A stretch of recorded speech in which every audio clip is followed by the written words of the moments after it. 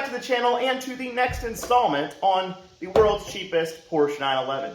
As I said before, we do believe this is the cheapest Porsche 911 that is a clean title running and driving car that we know of in the country. Bought it from Copart. It does have a few issues, as we kind of went over in the first video, but not nearly as many. I kind of lied to you guys. I didn't know that I was lying to you, though, because we figured some things out. So one of the things that we figured out is that the top goes down. We thought it was broken in the first video. Turns out we're just learning Porsche stuff. So you got to forgive us if you're like a die-hard Porsche guy. This is the first Porsche we've ever had. We're Corvette people and American car people. And yeah, so this is new to us. The top, you just have to put the e-brake up or it doesn't go down, which is pretty common in cars, but we didn't try it because there were so many other issues that just seemed like kind of a minor thing. The next one, there was a big one. I titled my video that there were stolen parts in the last one because we thought the odometer was missing. But lo and behold, here is our instrument cluster that we thought was stolen. It does seem to have some issues, but it was actually in there. It was shoved really tightly under the seat. When it was listed by Copart, it showed this, and then when it got here, the whole dash was disassembled, and for some reason this was under the seat. So we just assumed that someone stole it at the auction, but it appears that that was not true, so my apologies. In the last video, we had a heck of a time getting the front trunk open. We found that the cable is underneath there, so we need to pop that headlight back in. Otherwise, we've been actually driving it just a little bit. We took it on a quite spirited drive the other day, and it started running a little bit rough. It's got a little mist to it. It didn't originally have that, so we're going to try some coil packs, some spark plug, see what happened. It actually ran pretty decent this morning, but still had a little bit of a stumble to it. The smoke, when we first started it, again, we're learning 911 stuff. I guess all 911s, of at least this generation, or maybe all of them together, smoke a little bit on first startup after like 3 or 4 days. If they sit at all, they smoke on startup, so no concern there. We had a little bit of an oil leak in the first one, so we're going to check that out. It has not leaked since. We haven't seen anything else. It was only under like serious acceleration. We know that the rear main seals are common for leaking. But otherwise, it actually is kind of turning into a solid car, or more solid than what we thought. The interior is still a little bit rough, but there's an aftermarket security system that we really want to get taken out of there, because the windows and stuff don't go down unless you use the top. If you use the top, the windows go down, but the actual buttons don't work. Radio doesn't work, but that could be because the battery was dead and it needs a code. I did hear that there's some things with that. So we're going to troubleshoot today, try to get as much stuff done as we can. The first thing is we got fresh oil for this. And we're going to put it up on the lift because I heard that these take a long time to drain out. We want to get that started and see what else we can tackle.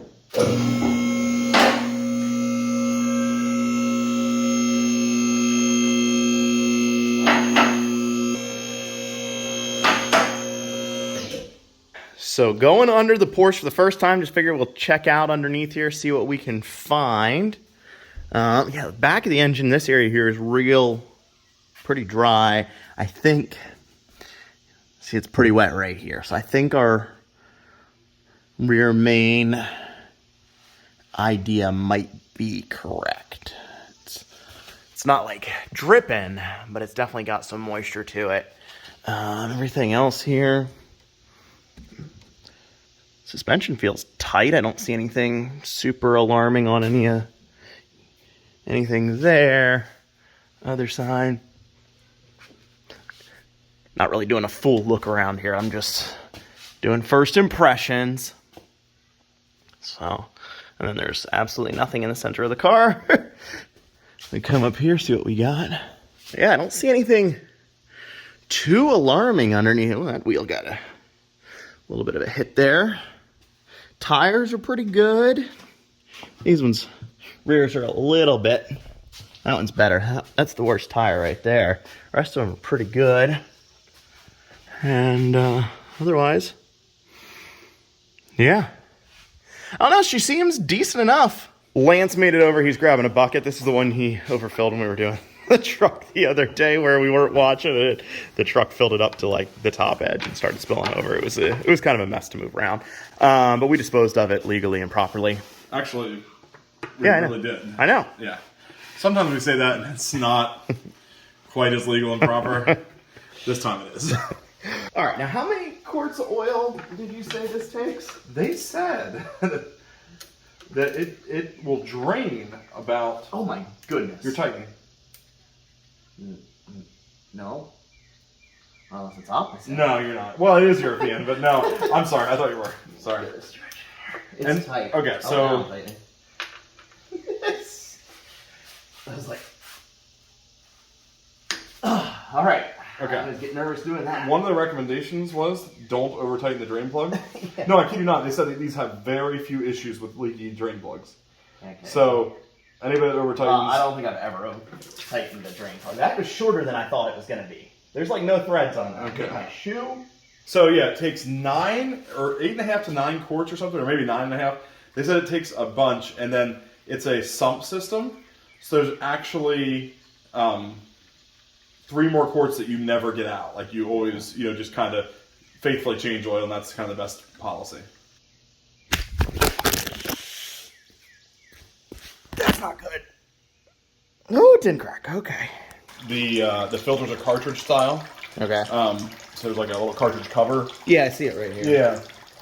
Yeah. What else? Gear oil, synthetic 7590. When you refill the gear oil, which we're also going to change on the manual transmission, they said about using a little transfer pump, one of those ones you screw into a bottle. However, I found something else. If I can get this bag open. Just rip it. Yeah, okay. Never using this bag again. Oh yeah, those guys. You can actually stick it up on the thing and squeeze it all into the fill without having to use a pump.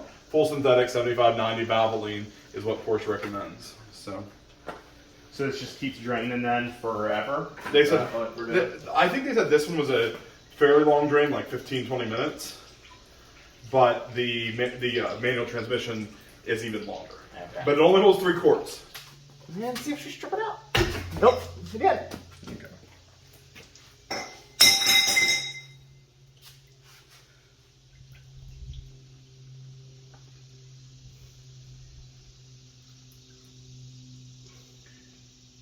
Might flow a little less fast. And with all that draining, we're going to start on our plugs and coil packs. We got a whole new set. It's just behind this heat shield up here. And they actually said in the camera, it looks like it's really tight here, but there's actually some room to work. So we're hoping that it's not too bad. Heat shields are off, so we got the Torques there and coil packs. Actually, yeah, they are pretty accessible. Not too bad. The exhaust is in the way a little bit for this last 2, but not too bad. Oh, that one's super accessible. Yeah. Porsche's coming back into favor today so far with this service. After the trunk incident, I was just ready to write off all European cars forever, which I still pretty much am okay to do. Yeah, I'll sleep okay at night. Yeah, having written off European cars. Yeah. There's the first one. And I don't know these are all bad.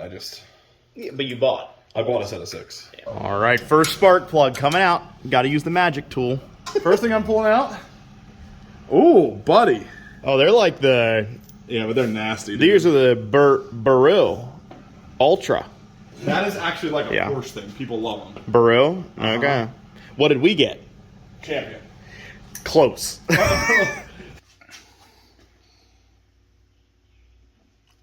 That thing doesn't want to come out. No, and I'm actually like, kind of, I feel like I can do it. Oh,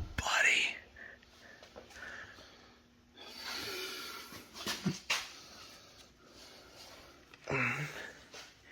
Here's how I'm all right. I don't know. Do you want a breaker bar? There she goes. Okay.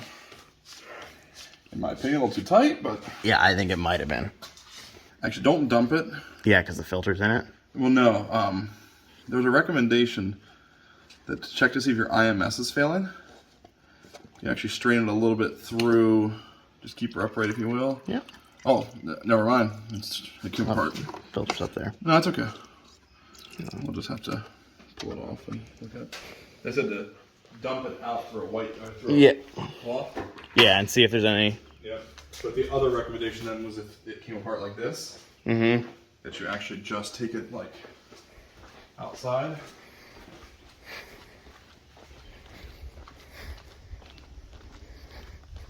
And apparently these come apart pretty easy. I've not personally taken them apart, but they actually somehow break pretty easy. And just look at the inner.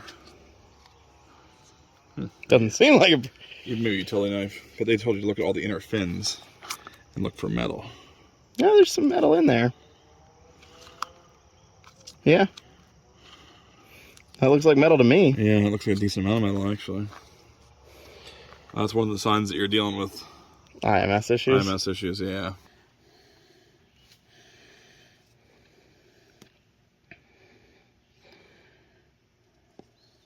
Yeah. Mm-hmm. Yeah, there's some stuff in there. All right, so it's IMS time. Yeah, it looks like it is. It actually can be the reason for the mist, too. Okay. If it's getting a lot of whack. Right. Yep. So. Okay. So it looks like we're dropping this guy out. So we're sitting here, we're just talking, just started talking about what we want to do next. Now finding all that metal in there. Yeah. It looks like I've done a lot of research. I've spent some midnight, 1 a.m. hours learning about Porsches.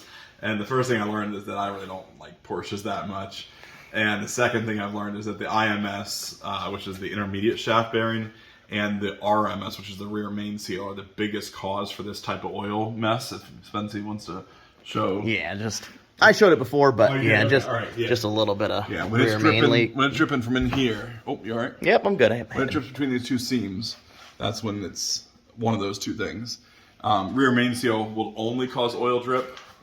Intermediate shaft, the IMS bearing, will actually cause metal shavings, which is what we found in the oil. And then there's basically two options for replacing it. You either get an IMS like retrofit kit, which is like an $800 kit that makes it better than factory, or you get another, I don't want to say factory bearing, but like the updated factory bearing, and just put a Porsche piece back in. So there's two options for how to put it back together. Job actually isn't miserable because the transmission location, it's actually like it's not hard to get it down. It's only like we got bolts here, there, and then I guess some of those around it might be difficult to get to, but they're not like hard to reach maybe, but they're not impossible. Yeah. There's a slave cylinder on top that is for the clutch. So that has some hoses or something you have to disconnect, or maybe linkage. But yeah. It doesn't hurt us at this point to put, I guess, oil back in it, but... Well, the other problem is that our coils, which we got down here, and that was supposed to be a big part of the video, they're supposed to come in. They're supposed to be delivered a couple days ago, actually, and now it looks like they're still a couple days from being actually delivered. And this is tying up the lift, which isn't great, and...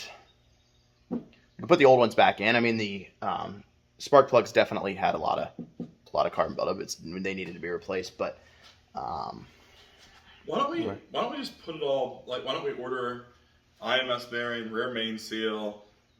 I don't know about the clutch. That's the only thing they say about replacing that while you're in there. But if it looks like it's otherwise decent, there's no reason to. I don't think we should put it back together.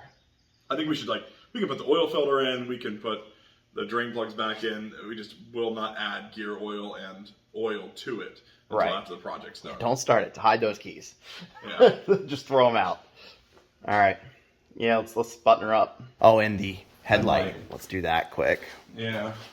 And I guess that just slid in, right? Yeah, it just slides in, and then this? That's probably the other side. Looks like it laid right there. Yeah, I think it did. How do you get that back in after? I think you can. I think you can. Wait though, because I don't want to knock it off. Yeah, don't do that. Just slide her in. Okay. We happy with this location?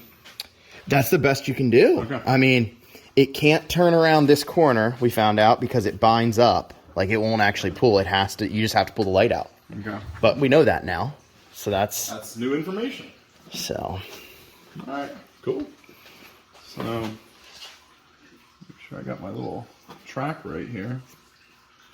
Looks like this guy goes the whole way back in.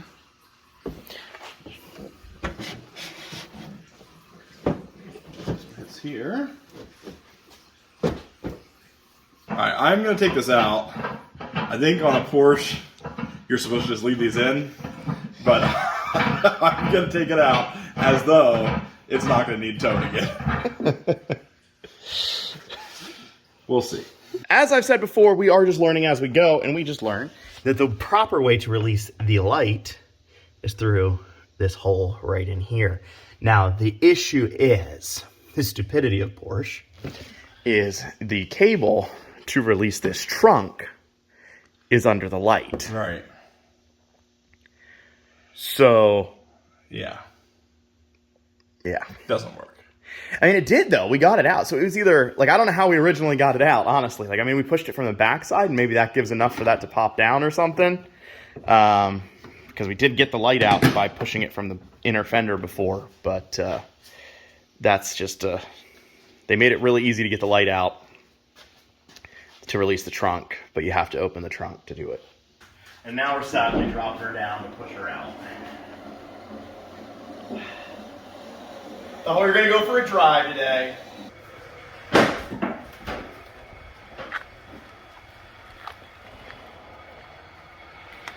Where do you want to go with it? Well, this is probably the end of the road, at least for a little bit, on the Porsche 911. We're going to do the IMS bearing, rear main seal, check out the clutch when we get in there. Because we pretty much got to drop, you know, I don't know, we'll have to look into it and see. I don't know if you have to drop the engine. I guess it's just probably the transmission for this. But definitely our first Porsche experience. We know that the IMS, like I've always heard that the IMS is an issue, and it seems like it is for this one too. Unless Porsche, like, I don't know, in the first video I was like, oh, Porsche shouldn't be smoking that much. And everybody was like, no, that's just normal. They just smoke after they sit. Maybe they just have metal shavings all through the engine. Maybe that's just a normal Porsche thing. I don't know. So I'm used to like American stuff that just runs. So, you know, call me old-fashioned. But that's pretty much it for today, guys, on the Porsche. Thanks for watching. Have a great day.